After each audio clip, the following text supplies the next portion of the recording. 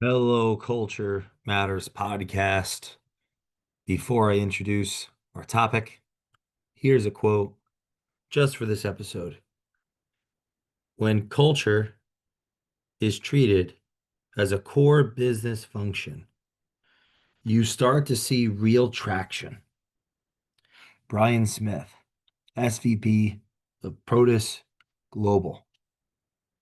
Today's topic is an article that was sent to me called The Critical Role of Executive Search in Driving Culture Change. I'm going to read through some of the article, the quotes, some statistics, and I was blown away and excited by this article because it elucidates on ideas and concepts that I've been talking about for 10 years. Ideas and concepts, frameworks, philosophy that if you listen to the Culture Matters podcast, you've been participating in from episode one. As I've been leaning in to our guests with the purpose to uncover their genius, so as they, so as they, uh, so as to walk through and engage with their unique stories of their lives, their careers, their businesses, to get to know and unpack their hero's journey so that our listeners could learn what their values uh, are, what their company's cultures have been, both good and bad, productive and unproductive. I've been talking about this idea of the culture puzzle for a long time. That's the framework that, as a culture advisor to founders and CEOs, and as an architect of culture, as a firm helping architect our client partners' culture over our tenure, we use and have used this framework of understanding the hero's journey of each individual, the importance and the power of story, what core values actually are, what they mean, what they can mean for a company, its culture, its stakeholders, its shareholders, and so on. It's people, what symbolism is and is not, and how to use it, integrate it into businesses, and the power of rituals, the power of the medium. The idea of the culture puzzle being an actual puzzle. There are various pieces that have to be interlocked and naturally become disjointed as the hourglass of time um, continues to pass. So I'm going to read some of this article today. This was actually a quote from the article, one of a handful of quotes that I thought were pretty awesome. When culture is treated as a core business function, you start to see traction. Now, the interesting thing for me as a culture advisor, architect, consultant, and theorist around company culture, case in point, the culture puzzle or the liar lid journey that we talk about a lot throughout 30 Days of Thought and with various guests on the Culture Runners podcast.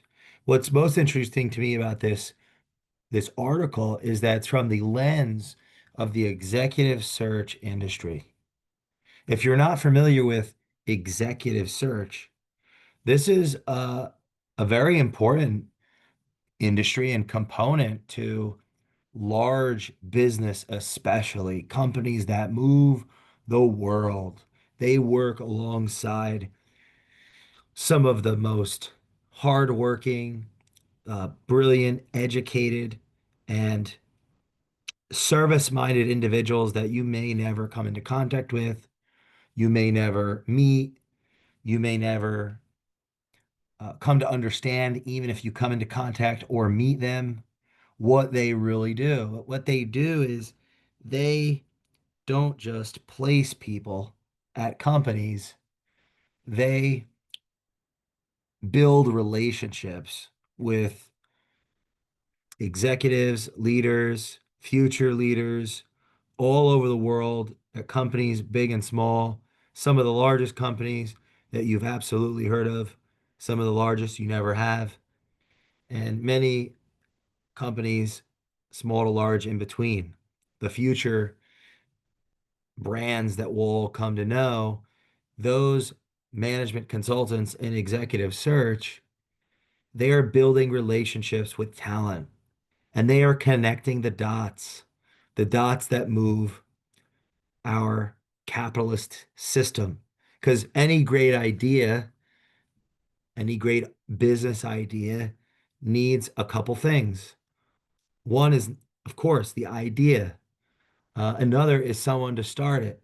And of course, as that pebble drops from the top of a mountain and it reaches, before it reaches the bottom and it's a boulder, it needs capital and it needs people to become that boulder. That startup idea needs capital, it needs customers, it needs people for that product or service to penetrate the marketplace and change the world.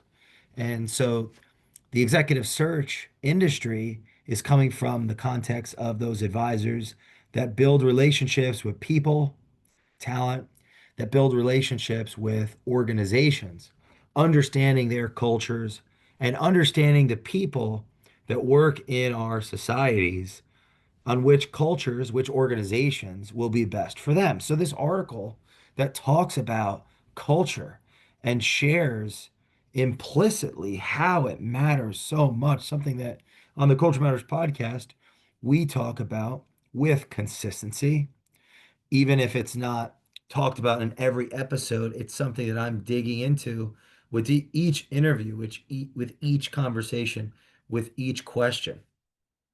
So it's coming from the lens of the critical role executive search has in driving culture change. And I have a lot of thoughts of how that, how even the search business is likely responding or reacting, attempting to proact to the landscape, the business landscape's evolution over time. Like the fact that people are not staying as long at companies statistically. What impact can that have on an industry that's built on placing people into organizations that they can build careers in? I think one of the ways that that's changing is and this article is speaking to is how these advisors, these management consultants are continuing to add value at the highest level to their clients and must to make sure that the companies are ultimately in the best shape possible and people, the relationships that they cultivate with talent are in the best places possible. Here's an interesting stat though that I want to share that I took from this article. And this article is the Executive Search Review, a Hunt Scanlon media publication. I really recommend reading it. It was published on November 7th of 2025. And here's a statistic that I found super interesting. By the numbers, benefit of a strong culture, the benefit of a strong culture. Companies with strong cultures experience a turnover rate of 13.9%. So 13.9% turnover. So that would be a retention of 86.1. There you go. Well, okay, I can do math today. So they're holding on, they're retaining 86.1% versus, so compared to a turnover rate in weaker cultures of 48.4%.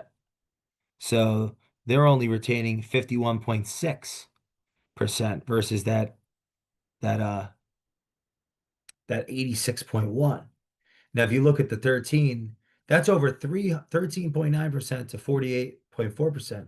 That's over 300%. It looks like higher turnover because, yeah, 300% higher turnover, over 300% for the weaker culture than the stronger culture. So clearly, now what can turnover do to an organization? Well, it can slow it down. You're talking about having to have the people, having to train the people, having to integrate the people. What role, what impact negatively can that have? Does that have on the customer journey ultimately, right? In a Peter Drucker sense, the purpose of a business is to create and keep a customer. How do we create and keep customers when our turnover is 300 plus percent, almost 400, actually closer to 400% higher for the weaker cultures than the stronger cultures. It's a massive amount of more of greater turnover. So I thought that was an amazing st actual numbers to share with the why culture matters. Because if the culture is weak, according to this statistic, there's going to be a much higher turnover, a much less retention. What impact does that even have on the people that stay? How they view the organization, you know, and what long-term impact could that have on a stock price, for example? If that's gonna, it's like catching a falling knife. What about all the people that stay? We're not even looking at the people that stay. If half the dang company, right, it says 48.4% turnover rate. Yeah, that's unbelievable. What about the people that stay? How are they impacted by the fact that half of their cohort is gone? And so you could imagine the devastation that company culture has on the bottom line because the top line and productivity have a relationship. So I digress. Here's the a little bit of the article. And today's increasingly, because I want to touch on this hybrid, complex, and fast-paced work environments. Corporate culture has emerged as a central lever for business performance, leadership effectiveness, and organizational resilience.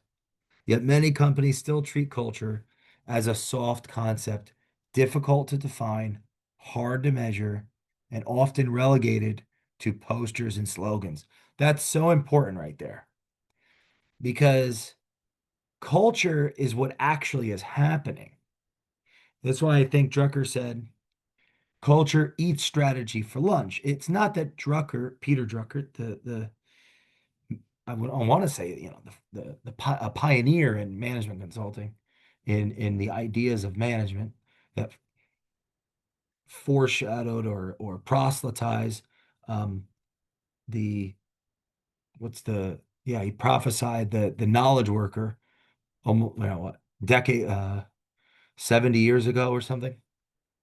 Peter Drucker said culture eats strategy for lunch. It wasn't that it's in either or necessarily, but he was highlighting strategy is the concept, the abstract, the it's attached to vision. Culture is what actually happens. Does it go from top to bottom? The bottom or the middle of the organization will reveal the quality of the strategy, the effectiveness of the strategy. So culture isn't soft. It's it's it's it's steel.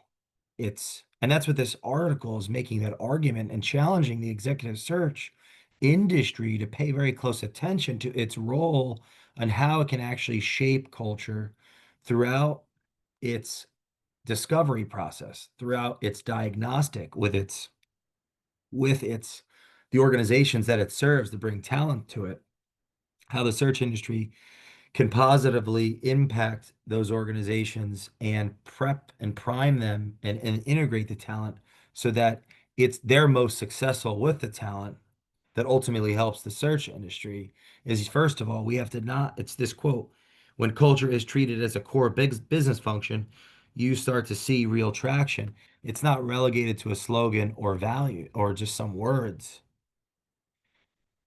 the words are the words are supposed to reflect the meaning that comes from the actual behaviors. And that's where the power of symbolism comes in. That's where the power of leadership comes in and having compelling stories and narratives. All the things that we talk about on the Culture Matters podcast and have talked about for 10 years plus. This article is elucidating the power at the highest levels of business and how culture matters and is something to be taken very seriously. So, forward-thinking leaders know better, it says. They understand that culture is a system, one built on behaviors, symbols, beliefs, and structures that must align at every level to drive real and lasting change. Think about it. If the top management isn't taking culture seriously, what's the likelihood they're taking their own job description seriously? Because part of that chief executive role, for example, is to cast the vision and to model the core values so that at every line below them, the people believe in the mission. They believe in the vision. So it's spoken in words from the top and it's lived out in behaviors. And as it cascades down through the various channels, the various rituals, the various leaders that also they can see clearly where the organization is going and why. It doesn't feel top down. It feels bottom up. But it isn't an either or, it's both. And that's why the article I believe is stressing culture as a system, something to be looked at holistically. The maybe in our culture up to this point, it's been seen as soft because it's so important that it's actually seen as unimportant because it's so important and profound. We take it for granted as a society. It's like oxygen. You take it for granted until you don't have any. You you don't even think about it until you don't have it. Culture is one of those things that you take for granted until you don't have it, you know. Because what happens to an employee when the culture is weak? They stop doing their job, and they definitely don't do it at the highest level possible. And what's the likelihood a weak culture is going to ask them to leave? It's really low because part of the reason it's weak is it doesn't do its job. So it's likely not going to ask them to leave or, or attempt to intervene because it's not proactive in the first place. It's inherently reactive, which is leading to a even more, elevated reactivity, apathy, you know, dejection, animosity, and so on of the people to the organization. Everyone is gridlocked, landlocked, in survival mode, reactive, looking at themselves and protecting their territory. That's not going to drive performance and productivity and purpose at all. And it hurts everybody. There's no one that doesn't eventually hurt, even if in the short term money's flowing to shareholders or money's flowing to management and people are being paid enough to not say anything. The incentives are focused on short-term behavior. Eventually, the music will stop and the culture will be revealed in the conflict, in the hardest times. There won't be enough respect and mutual trust and spirit, human spirit, to actually grab that market share when nature takes its place. And that's where you see, as Munger would put it, or Buffett, we all see who's swimming naked when the tide goes out. So I'll continue I'm getting excited with this article here. So, um, quote, one of the biggest lessons I've learned is that culture transformation can't be pushed from the top down. It must come from every level. And that was Brian Smith, the same Protus Global. I want to elaborate on that. It can't come from the top down with words. but it must be modeled top down through actions. The top must model the values and the story and reinvest into the people, the organization. It does that through relationships, resources, and reasons. And that happens through the various communication channels and how it allocates capital. So I want to add to that quote, yes, it's true. One of the biggest lessons I've learned is that culture transformation can't be pushed down from the top. No, but it's pulled or it's inspired when management is in spirit, when they're modeling the core values, they're actually acting out what they expect others when they inspect it. Then when they inspect it, that's the beginning of a relationship. That's the pathway to meaning in a Petersonian sense. So, quote, the most junior team members often hold the clearest picture of what the culture really is, not just what we say it is. If you empower them to lead from where they are, you create a culture that's authentic and built to last. The key is making culture visible, something people can recognize and connect with. It's not about posters or buzzwords. It's about shared habits, symbols, and behaviors that people can rally around. That's how transformation becomes real. I would add to that, it's about all of it. It's about the posters. It's about the clarity of the values and their meanings. Be- but the meaning or the belief in those values, in those symbols, in those rituals, that actually comes from the modeling of them, the degree of responsibility top down. Top down, it's actions, tell the story, and create the buy in. And bottom up, bottom needs to be able to speak up. And because you can't think if you can't speak, and you won't have agency, individuality, creativity, thought, the innovation that's coming bottom up is less likely to happen when there's that disenfranchisement and disengagement, which is what happens when top stops modeling and is talking down. Talking down is different than um, speaking out or speaking up and looking up and modeling the values, like doing those higher order jobs that are necessary for the bottom to want to go up and move up. It's the hierarchy is social, and it's linguistic. So it's title and it's job description, and it's socially constructed.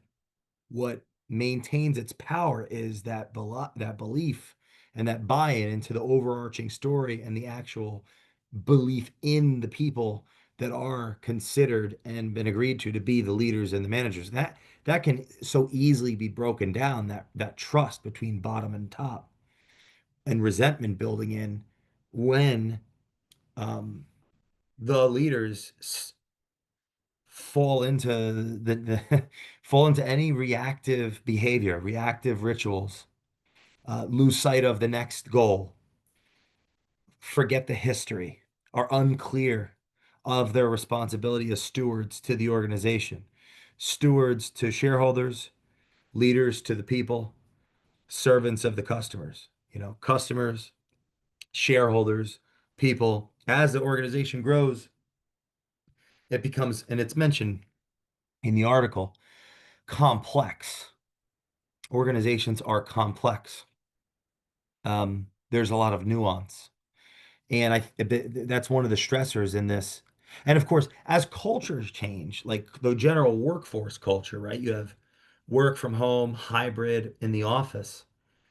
As individual people are having more and more control over their work environment, that is making that's putting a higher and higher degree of responsibility on the organization to reinvest into the people, to incent constructive behaviors to add value to the customers. The bar is, and that's one of the things discussed in this article, is in this article it's making an argument that executive search ultimately has to have more another level of education, another level of um, engagement with its customers, the companies, another level of attention.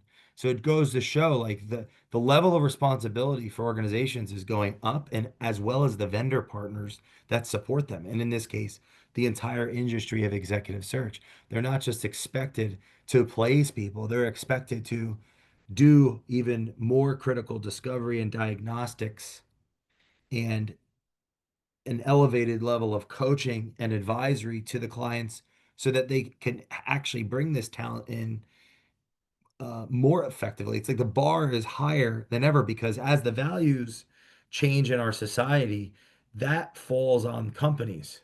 It's like the society is like the parents, it's doing a different job than it used to.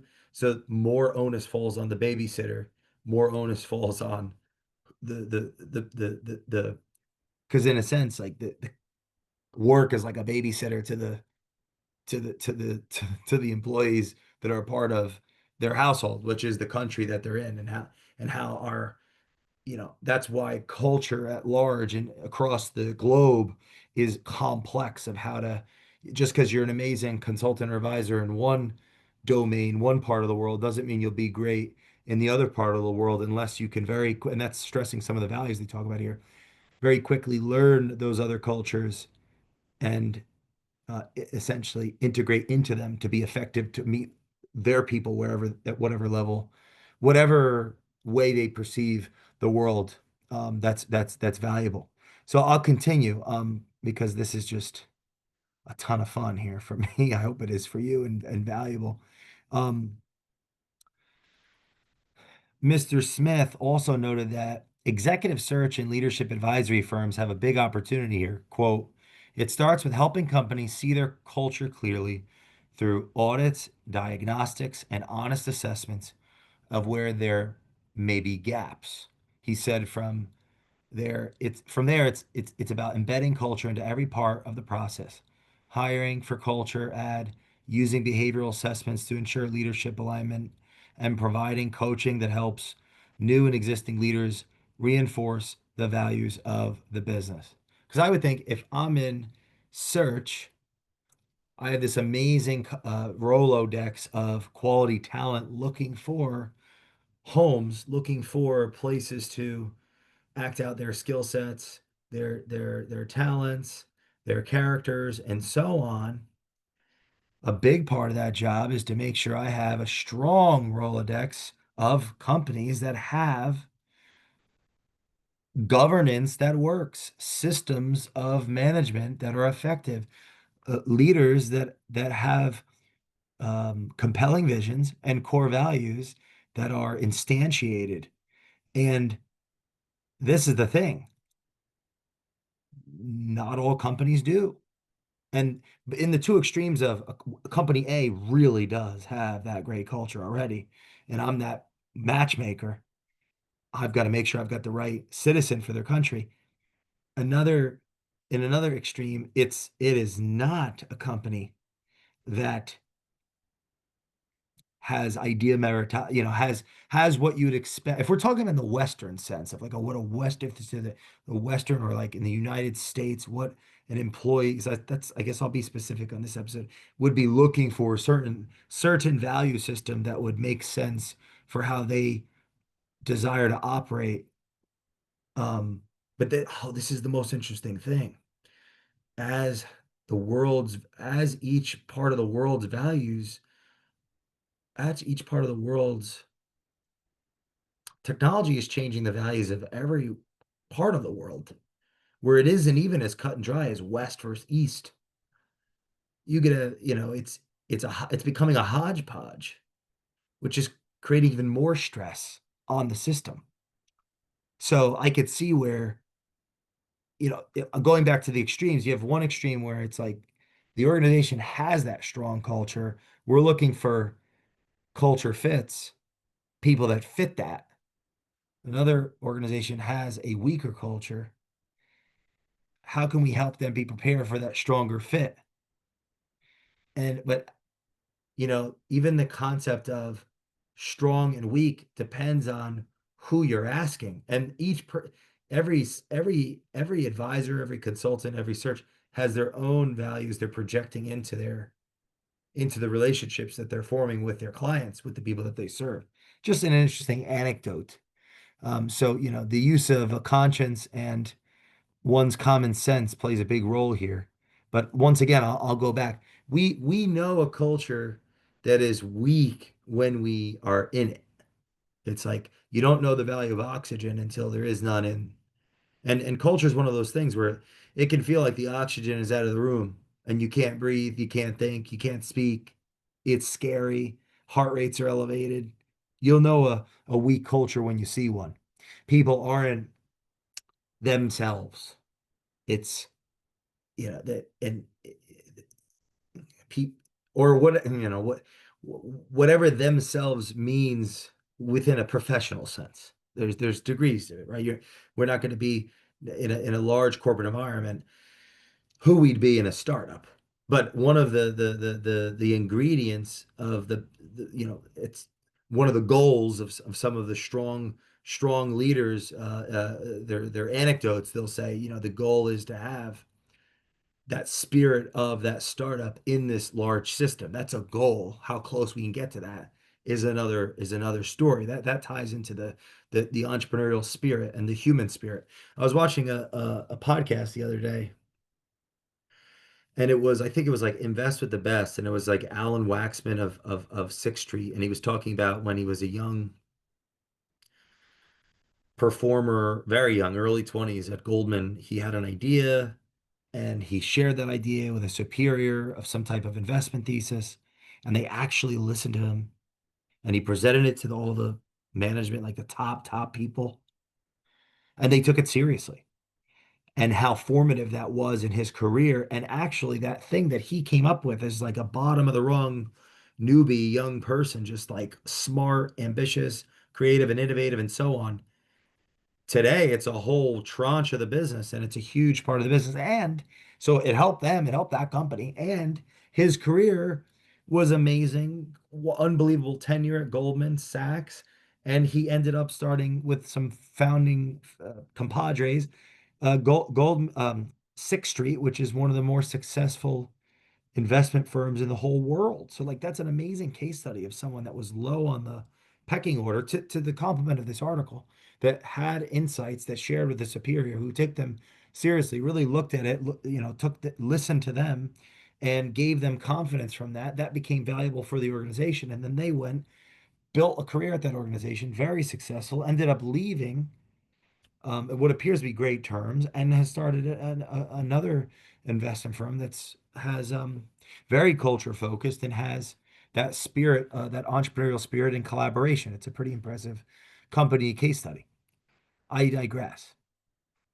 From the bottom, here's grassroots activation. I thought of this case study when I was reading this in the article. So harness informal influencers by identifying and empowering natural culture carriers,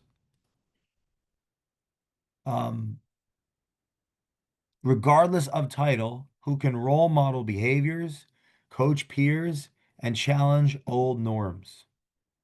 Enable open dialogue and experimentation through listening sessions, feedback loops, and forums where people can challenge the status quo. Co-create, don't just cascade. Involve employees in shaping what the culture shift looks like in their teams. Ownership builds authenticity and energy. And number four here is recognize and amplify small behavioral shifts happening in the business. This builds momentum and belief that change is happening. Here's another quote. When leaders set the direction and remove systemic barriers, and when employees see themselves as active shapers of the culture, transformation becomes not only possible, but sustainable and self-reinforcing. I'd love to speak to that. When leaders set the direction, so the aim, right? This is the Osiris myth, the opposite of the Osiris myth in rule book 3, rule 4 that I've talked about numerous times in Peterson's Beyond Order. Notice that opportunity lurks where responsibility has been abdicated. If responsibility has not been abdicated, so this is the antithesis, but responsibility has been embodied, opportunity doesn't lurk. Opportunity is right there. You just gotta lift out your hand and take it. We don't have to be in a mutiny or a hostile takeover to have career advancement. We could just seize the day, carpe diem, seize the day. It's the speed of trust. Things happen faster. A lot of life and a lot of competition is just Jacobi's, the mathematician, invert, always invert, that Munger always references. Let other people make those mistakes. Let's not take our eye off the ball. So, leaders, if you're listening to this, don't abdicate responsibility. Listen to this quote: when leaders set the direction. So, you set the direction and you remove systemic barriers. I would argue an example of a systemic barrier would mean we don't have a system in place to ask the people for feedback. We don't have a system in place to ask the people for feedback at a very large scale. Or we do, and we're not really reading them or taking them seriously with openness and curiosity and humility. It just kind of, there's some kind of rationalization or excuse. What I found is when leaders rationalize and make excuses, they're not even aware that they're doing it, and they're likely they need actual executive coaching, and they are unclear of their vision. They're unlikely to be executing on their key performance indicators, the lagging indicators that make the organization successful. Like the success is a lagging indicator, the leading indicator is how they show up and how they lead. And that's the tough thing is if a person in a position of authority and influence of the highest is stuck in one of those circling, chasing their tail, and it's everybody's fault but them, that's where the yes person effect starts to come in. It starts choking on its own exhaust, as Alan Weiss would say. And that's where a strong board comes in. That's where you end up, all the different consulting firms are called in to fix the problem. But the issue is if if the person at the top isn't in a state of openness, inclusion, transparency, vulnerability, and self-sacrifice, responsibility, you could replace everybody in the organization. Spend 17 million years on ex third-party firms, and it's still only putting it's not a panacea. It's band-aids. There's a great difference between leveraging the search, leveraging consulting to create market advantage and execution versus to react to the irresponsibility of the top leadership. I think that's why Jamie Dimon often says, I got rid of all the consultants. I'm not saying that that's the argument. He may be taking a hyperbolic, uh, personal extreme view on it as a consequence of his own career, his own story, what he's seen work, and so on. And avoid absolutes. But if you look at Jamie Dimon's case study, when he got control of his current organization, it had become bureaucratic. It had become, pass the buck. It had become less responsible. And so that quote there, when leaders set the direction and remove systemic barriers, that's part of the role of a strong manager is to, set a leader sets a direction and removes systemic barriers because that unifies or aligns the mentor-mentee dynamic that lives in every relationship. Top-down relationship. Top-down is systemic. It's it's hierarchical. The bottom up is core values rooted. That's why I don't agree with throwing out the words or not taking them seriously. No, it's taking them so seriously. It's taking them so seriously. They're so important. And to be clear and to be discussed and to be had conversation around and to be lived out. It's not getting rid of them. It's not underemphasizing them. It's don't overemphasize them and abdicate or obfuscate responsibility. So, um, man, there's so much here. I could do a part two on this article. Maybe I will. I, in there's more to say, but um, here are 10. this is like an extra anecdote from this article that could be useful to you if you're listening. In today's competitive hiring environment, organizations must go beyond the basics to stand out. While competitive salaries and comprehensive benefits are essential for recruiting talent, another aspect that is often overlooked is organizational culture. According to a recent report from Kinsley Sarn Executive Search, quote, a positive and engaging workplace rather, environment can be a key differentiator in attracting and retaining skilled professionals. The report said, yet creating an organizational culture that attracts top talent requires intentional effort and a commitment to continuous improvement. Here are 10 strategies that Kinsley Sarn is offering to create an organizational culture that stands out in a way that appeals to top candidates and fosters long term employee loyalty. Number one, define your core values. So, defining core values comes down to what are the words that represent the behaviors that ultimately serve the customer highest, that elevate each of the, like all of us people, right? Our citizenry, our populace, we're serving customers. How we serve them increases or decreases value. And it has a, think of the core values as this is how we do things around here. Now, there's plenty of things that management can do to make the values valueless and not mean anything. One would be just being hypocritical and that not being addressed. That will make them, that'll do two things. It'll make them mean less to people that are unclear, and it'll turn the most compelled core value examples that are in the company, it'll make them the martyrs. So one of the backwards things that happens in organizations is the people that get let go often, they're the most principled.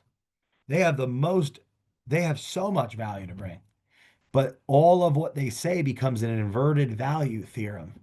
The more true it is, the less people can actually stomach it because the institutions become corrupt and they get kicked out of the system.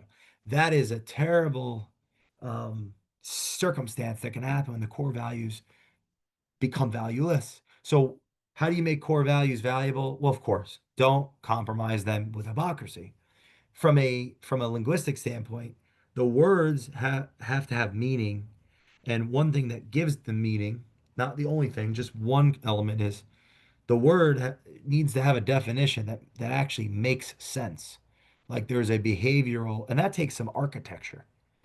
You know, it means something here. Um, we integrity means something in the dictionary, but in this company, integrity means this. Like this is how we actually model it, and that takes diagnostic. That takes oftentimes an architect, a trained cultural architect, not a building architect, to um, do due diligence on the organization in that discovery and figure out what are the core values that would create the most impact on the organization. And of course, how to actually roll that out is an art as much as it is a science. And there are many um, things, and this is where I think it becomes a soft viewed softly to people. There are many variables that could undermine the value of the values. Like if they're not clearly written, they're not talked about, they're not incorporated into daily activities. The people that are stewarding the organization expect the the everyday person to model them and not themselves. Number two, foster open communication. So fostering open communication, that oftentimes does get represented linguistically in a value. The actual fostering of it is tied to the account, like the actual governance of the organization. Of course, how big it is or small it is influences that. But how is the organization being led and what accountability mechanisms are in place to continue flowing constructive information to the organization? Like, what's the strength of the board? Who are the advisors? Executive search. How proactive and competent and future thinking, how values rooted are those organizations. All of that is connected in whether open, fostering open communication. But anyway, so define your core values, foster open communication, promote diversity and inclusion, being thoughtful and more thoughtful about who we're bringing in the organization and how we're creating an environment where their words, their thoughts, and their feelings provide value, content, context to the organization, not jumping on some um, macro narrative that just seems like a great idea, but um, using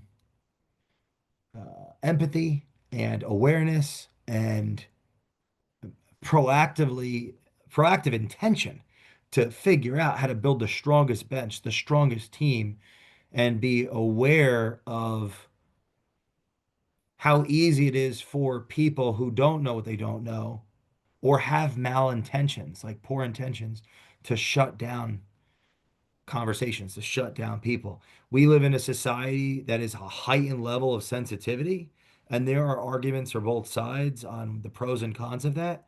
But I think not taking that into serious consideration is would be foolish for growing a company. And I'm talking, it's the higher that you go in the world, like the bigger the companies, the more and more pressure on inclusion of thought and diversity of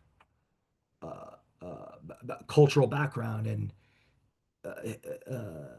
viewpoint and being in the world. And like that's the world that we're in, and that world is going to continue to exist and to evolve. So being responsible in that regard is a competitive advantage, frankly, in a time in history where people are excluded and whether realizing it or not are anti-diversity or on both every side of the equation.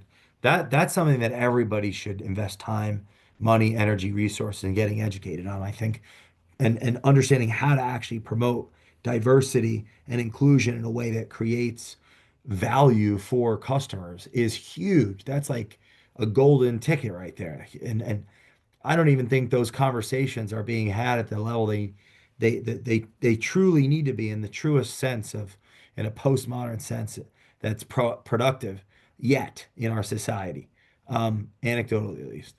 Number four is encourage professional development. Encouraging professional development, that can mean a lot of things to a lot of people. But I guess one way of looking at it is if you have a culture of learning, of curiosity, of that is engaged and all in and focused on the customer and looking to the future, having reflected on where it's come from, people are going to want to continue to add skills, to add um, education pieces, experienced and learned on their belt. And learning, uh, learning and development, it's like a very core part of human condition.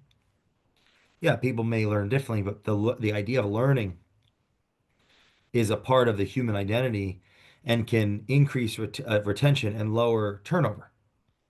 Professional development that is actually value add to the company for where it's going and it's aligned. It's vertically integrated into the business's vision and playbook. Could increase competency and get a return on the investment greater than the cost. Be, and yeah, greater than the cost. That could be a hedge against turnover, as long as some of the other variables are there. Number five, recognize and reward achievements. It was said recently on a podcast about the power of recognizing something versus focusing on the penalization. Recognize and reward the constructive behaviors of the people. Do that in public. The review, the criticism, the one-on-one, the growth-oriented conversations, those are better in private. Recognize in public, criticize in private. That's like an old adage that's only seen to become more and more important as society's evolved and become flatter. Number six, balance work and life. That's an interesting one in a world, in a society where we are integrated 24/7 through technology. We are 24/7 plugged in. Balance and balancing work and life is probably one of the hacks companies, organizations in the 21st century have to figure out what it means for them and how they're going to protect the people and promote responsibility in a changing human culture, in a changing work environment where it's not just at home or in the office or just in the office. It's hybrid or it's a lot at home.